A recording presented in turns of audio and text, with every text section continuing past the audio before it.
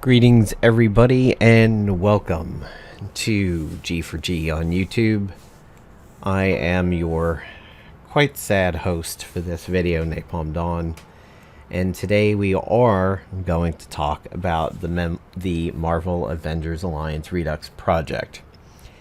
As for the status of Beta 4, there is no status on it right now. Goofy has recently just said in several different areas that he's got to get back to hardcore coding again. I think he tends to suffer from a bit of a winter funk. A year or two ago, I think it was actually 2 years ago, not related to the COVID year, but he had a bit of a pause on development around this exact same time of the year. It's not exactly uncommon. There are definitely people who suffer from SAD. I don't know that he does or not, but I do definitely know that there have been some times where around Christmas and the heart of the winter where Goofy's sort of gone underground a little bit, but he's definitely around and talking, and has mentioned that he's just got to get his mind back on the project. Aside from Beta 4, we do unfortunately have some really terrible news to report on, and those who have been keeping up with Discord and Facebook probably already know this, but for those who do not follow us on those platforms, this will be news to you. In a very terrible blow to the staff of the project, Michael Tuck, aka BlackMax, has unfortunately passed away this week. And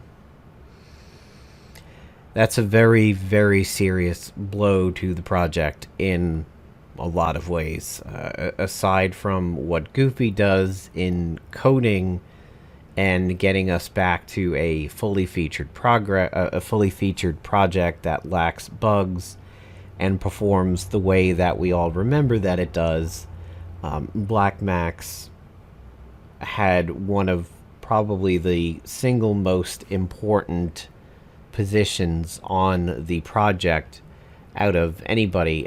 He essentially led the development team. When I mean development team, I know that is a awkward word for some people, because a lot of us think of development as the person coding it, which you would think Goofy. But in this particular case, by development, they mean the development of the story of the game, the development of the plot, and the overall arc of the game. So that is the person who is responsible for keeping the big notes of who is saying what and where, what is transpiring. I'm sure you've all seen movies and shows and read stuff online where you hear about continuity errors, or in one scene it looks like Spider-Man's right-handed, in another scene he looks like he's left-handed.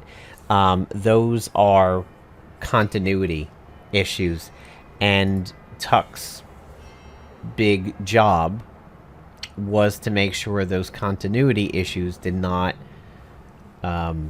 occur within the Redux project. He was also very responsible for the trend of making sure that lockbox heroes were ones who had actually reformed or who had done very heroic deeds, rather than the original project sometimes shoehorn things in, like Sabretooth with the bomb in his head. I do believe even the Playdom developers have said that one was a little bit jank, but sometimes you kind of have to go with what your overlords tell you. But, you know, more people who legitimately did good things to redeem themselves within the Marvel universe. So I would say on the level of Thunderbolts, if not higher. So, that is where the development team stands now. Essentially the coach of the team, the person who oversaw the offensive line coordinator and the defensive line coordinator and the special teams unit and all of that for the development team. It was Tuck, it was BlackMax, and I'm sure that the entire development team is probably going to be reeling from this, and hopefully somebody with great depth and knowledge of the development side of the game steps up and keeps the vision unified. It is never a thing that you want to talk about in these situations. You want to mourn, you want to recognize the loss, and to take a few moments to be sad and upset, potentially have a good several cries over it and everything.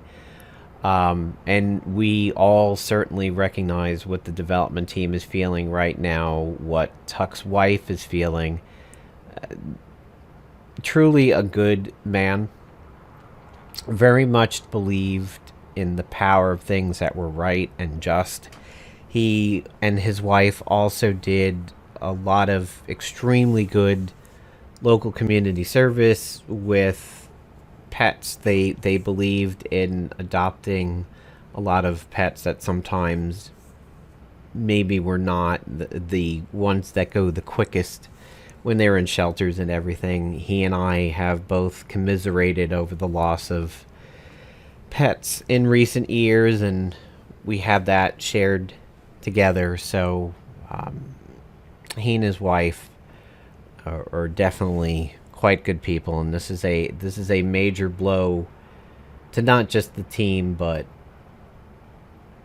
this world in general to have lost Tuck like that.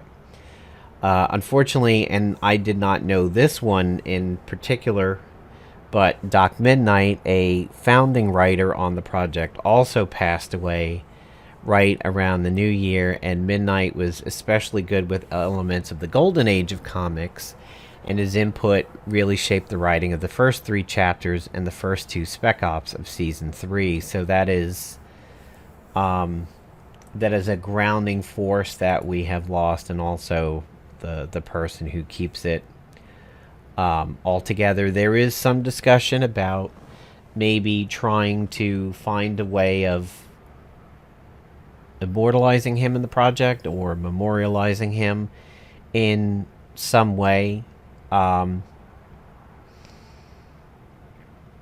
It's going to be tough to do because, as Felix says in this post, they may plant some references, but Tuck did not want to be included outright as an ally or an NPC.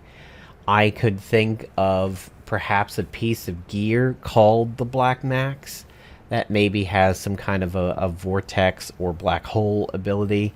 I think that would be something interesting.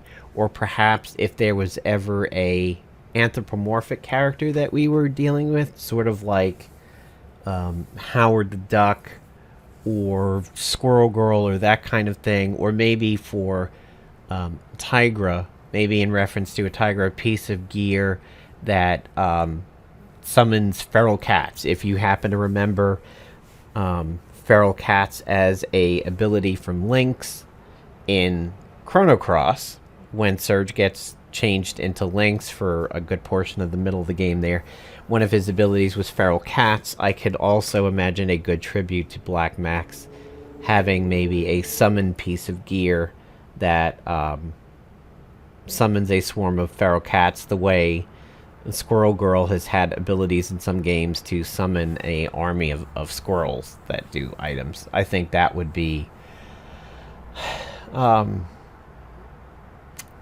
a good way of referencing him. But the announcement is up on Discord.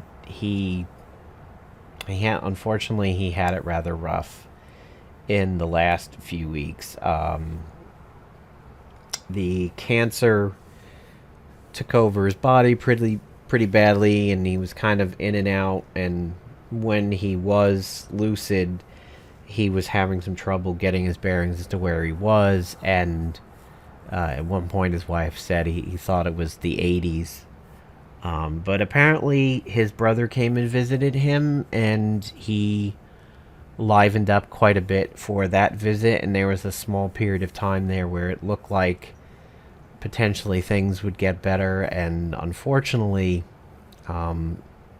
it turned the corner and went back to being bad. And I really know that feeling, having gone through it when my cat passed away in 2020. It was a lot of the same up and down of good days and bad days, and sometimes you think the good day helps you turn the corner a little bit, and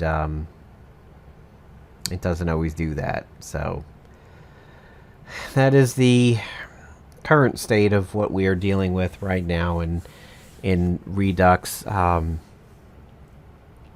So my utter heartfelt condolences to Tuck's family and to the development team for their loss, as I know this is losing a wonderful leader for them. You know, sometimes when you have a job, the authority figure is something you've come to dislike or sort of almost resent in some ways, but that is not true in this project. The development team worked very hand in hand. I have seen their efforts. We've covered it on this channel before, where they talk about spec ops and season releases and character releases and everything. So I do truly pray for the emotions of his wife, his family, the pets he leaves behind, the pets he will join on the Rainbow Bridge, and those on the development team. And I hope you guys find your compass needle swings back to the magnetic north that you guys need to continue on and do work on the project in a unified way without having to suffer too much. But that is the sad part of this. In other news, there has been a rash of people yet again saying how much they missed the game and how much they hope it comes back and things like that. And a lot of people's response has been like, hello, you do know that's why you're here, right? That is what this project is doing. And there, of course, are some people like, bring it back on mobile, and how about on Steam, and things like that. And to those who have those questions, again, mobile is been done to death. There is no need to further discuss whether or not the game could ever be on mobile ever again. I will say that again, this part I will indulge in. You have to remember that it could only ever be on Android if it was on mobile, because to get it on a Apple device, the device has to be jailbroken, that you can sideload IPA files. All Android devices are capable of sideloading APKs. If you turn on unknown sources, you do not need to root an Android device in order to install an APK on it. A perfect example of that is, of course, Fortnite, which was not delivered through the Google Play Store, and the Amazon Store, which is not delivered through the Google Play Store. So iPhone users, you would be shit out of luck. And remember, the iPhone version was further along than the Android and Windows version. As for Steam or some other content delivery service, such as the Epic Store or Good Old Games or Uplay and things like that, it's not possible, because these games have to be registered entities, completely certified IPs, not IP address, by the way, for networking. We are talking about intellectual property. They have to be certified IPs and be properly signed and everything like that. That is not how this game will ever be. And that basically sends up a giant firework that goes up 3 miles in the sky and explodes, at a quarter size of the moon. Everybody would be like, what the hell is going on here?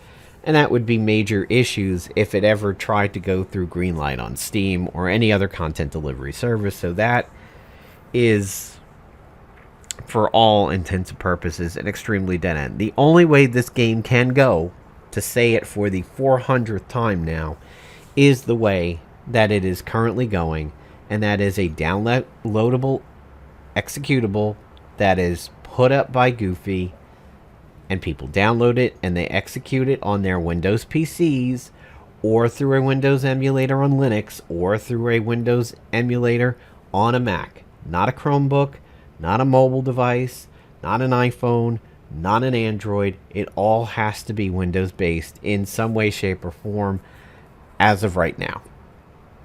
And that is the absolute bottom line of it. That's how this is going to go for now. Will there ever potentially be a Mac version? Yes, if there was somebody who knew how to code for Mac. And Linux, really, I don't think any special effort is needed to go for Linux there, simply because of the fact that Linux has better Windows emulation than Macs do, even though Mac is technically Linux based. But that is the current status of it. It's not really going to change, so don't ask about mobile, don't ask about Chromebooks and other devices like that. Yes, I know there are some people who do not have PCs, and yes, in the past, you could, through special browsers like, what was it, Penguin, I think it was. There was a browser on Android that allowed you to get Flash content from sites like Facebook by having a Flash-enabled browser and things like that. Yeah, you would obviously be out of luck at that point because it's not hosted online. And yes, we're still going to have that issue with PvP not being live ladders, but the current system of taking teams and gear that was available for that season, fighting it in an offline ladder, and when you beat the appropriate number of teams and everything, that's how you gain your rank. Whether or not there will be a multiplayer component in the future, don't count on it, because then essentially your client would have to be opened up to allow for network communications, and that is a huge security risk on a unsigned application. You don't want that. You actually do not want that. So, because then you are putting a huge amount of trust in Goofy, and obviously we all do, but that could be exploited. And you would need firewall rules to be coded. It just would not work out. So right now, PvP is offline. It is only available for Windows coded machines. So that's it for me, folks. I've known this video was coming for a few days now. I wanted to get the Marvel Realm of Champion one out first, because that was a little bit of a better topic to deal with, although that is sad in its own right. And you know, I knew this one needed to be done, and hopefully this stands in good memory for Tuck and for those that he has worked with on the project. And my heart goes out to you guys. I really do wish you all the best on the development team in dealing with this loss. And you know, I'm dealing with it too. Tuck has been a friend for many years now, even though occasionally sometimes we had our intensities of political differences. We generally were on the same spectrum, but sometimes we had differences in the intensity of it. But we always did respect each other in the end. So heart goes out to Tuck and his family. Thank you very much for watching, guys. I appreciate it.